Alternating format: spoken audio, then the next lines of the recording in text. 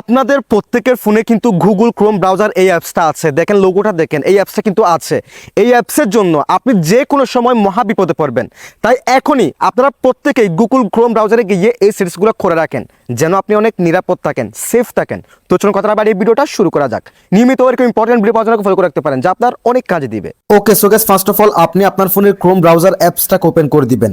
দেন এখান থেকে three dot menu এই অপশনে ক্লিক করে দিবেন।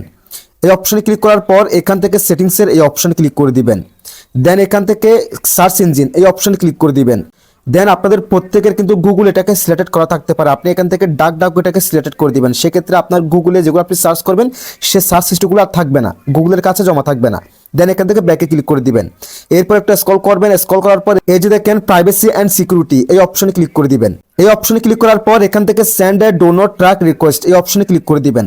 সো আপনার যদি এই অপশনটা এরকম অফ থাকে কিংবা ডিসেবল থাকে, আপনি এই মুহূর্তে অবশ্যই এটাকে অন করে দিবেন।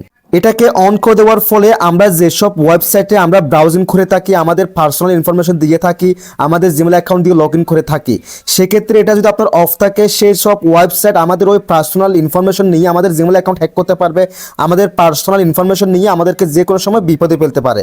সেক্ষেত্রে অবশ্যই এটাকে অন করে দিবেন। দেন ব্যাকে ক্লিক করে দিবেন। এরপর একটা স্ক্রল করবেন, স্ক্রল করার পর এখান থেকে সেভ ব্রাউজিং এই অপশনে ক্লিক করে দিবেন। দেন এখান থেকে অবশ্যই এনহ্যান্স প্রোটেকশন